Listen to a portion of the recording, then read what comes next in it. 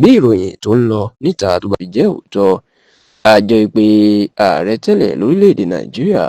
tó ṣèjọba orílẹ̀‐èdè Nàìjíríà láàrin ọdún 2010 sọdún 2015 ọ̀mọ̀wé Goodluck Ebele Jonathan àjẹpé bàbá náà ó ti múra o láti díje du ipò ààrẹ lọ́dún 2027 tó sì jẹ́ pé wọ́n ló ti gbé iṣẹ́ lé gómìnà tẹ́lẹ̀ ní ìpínlẹ̀ Ondo gómìnà Olúṣẹ́gun Mímíkò. Wọ́n ló ti gbé iṣẹ́ lé bàbá náà lọ́wọ́ lórí ọ̀rọ̀ ilẹ̀ Yorùbá. Ẹ̀rọ ti wípé láti ọdún 2015 tí olóògbé Muhammadu Buhari àti ẹgbẹ́ òṣèlú All Progressives Congress APC tó ti fẹ̀yìn Jonathan janlẹ̀, ìní bàbá náà kò ti ṣe ẹgbẹ́ òṣèlú mọ́, bó ti jẹ́ pé kò kéde bóun ti fẹ̀yìntì ní òṣèlú tàbí kúrò ní ẹgbẹ́ òṣèlú People's Democratic Party PDP,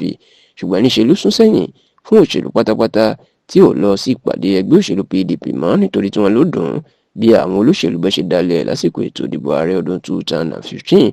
ṣùgbọ́n lójijì látọdún tó kọjá ìní ọ̀rọ̀ míì máa tún ti ń jáde nígbà tí àwọn alágbára ilẹ̀ Haúsá tí wọ́n ti Jonathan pé kó tún jáde wá dupò ààrẹ lọ́dún 2027. ìdí tó fi ń ṣe eléyìí ni pé wọ́n mọ̀ pé apá gúúsù Nàìjíríà Southern Nàìjíríà ni ló sì yẹ kó tún ṣe ààrẹ lọ́dún 2027, ṣùgbọ́n wọn ò fẹ́ kí ààrẹ Bọ́lá Ahmed Tinubu kó ṣe sáà kejì lọ́nà kọ́nà. ṣùgbọ́n ẹ̀rù wá ń bà wọ́n pé báwọn bá ti ọmọ apá gúúsù mi lẹ́yìn láti gbapò lọ́wọ́ Tinubu, kí ni àrídájú pé tó bá parí ọdún 4 yóò dá ìjọba padà fáwọn tí kò ní dùn mọ́ lẹ́nu tí ó tún fẹ́ lọ ṣe sáà kejì sí. eléyìí ni wọ́n fi ń wá Jonathan láti wá dupò ààrẹ nítorí pé mọ̀ pé lábẹ́ òfin òun gbọ́dọ̀ lò ju ọdún 4 lọ tí ó fi gbé ìjọba padà fún àwọn Haúsá. ṣáò látìgbà tí ìròyìn ti ń jà rìnrìn èpè Jonathan ó fẹ́ díje du ipò ààrẹ, Jonathan sọ̀rọ̀ pé òun ò díje, bẹ́ẹ̀ ni kò sọ̀rọ̀ pé òun ò díje, èyí tó jẹ́ kí ọ̀pọ̀ èèyàn gbàgbọ́ pé ó fẹ́ díje, tó sì jẹ́ pé látìgbà náà ló ti ń ṣàbẹ̀wò káàkiri àwọn ọ̀dọ́ àwọn alágbára Nàìjíríà láti gba ìmọ̀ràn wọn lórí pé ṣé kó díje tàbí kí ó má díje. ṣáò lópin ọ̀sẹ̀ tó kọjá ní ìròyìn jáde wípé Jonathan ó ti gbé iṣẹ́ lé Olúṣẹ́gun Mímíkò tó jẹ́ gómìnà tẹ́lẹ̀ ní ìpínlẹ̀ Ondo tó tún jẹ́ ẹni tó súnmọ́ dáadáa, ó ti gbé iṣẹ́ lé lọ́wọ́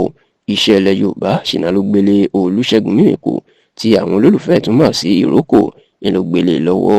ǹjẹ́ kí ni Olúṣẹ́gun Mímíkò, kí ni Jonathan ní kó máa ṣe? Tẹlifíṣàn Yorùbá Tòótọ́ gbọ́ pé iṣẹ́ tó gbélé Mímíkò lọ́wọ́ òun ni láti lọ́ọ́ máa ṣàbẹ̀wò sí àwọn ọba, àwọn àgbààgbà àti àwọn alẹ́nulọ́rọ̀ ilẹ̀ Yorùbá láti béèrè lórí èrò wọn lórí pé bóyá Jonathan bóyá ó dára kó jáde fún ipò ààrẹ lọ́dún 2027 àti ń tán rí sí i, tó sì jẹ́ pé lẹ́yìn tó bá ti gbà tán ìyẹn tó ti gbọ́ ìmọ̀ràn àti èrò wọn ènìyàn yóò lọ jíṣẹ́ fún Jonathan tí ìyẹn yóò sì gba gbogbo ẹ̀yẹ̀wò láti mọ̀ bóyá yóò díje du ipò ààrẹ lọ́dún 2027. ṣáà látìgbà tí ìròyìn tó ti jáde títí dásìkò tí tẹlifíṣàn Yorùbá Tòótọ́ tá à ń ṣàkójọpọ̀ ròyìn yìí àti Jonathan àti Mímíkò kò sẹ́ni tó ti sọ̀rọ̀ lórí ẹ̀ bóyá ó jẹ́ òótọ́ tàbí irọ́ ni.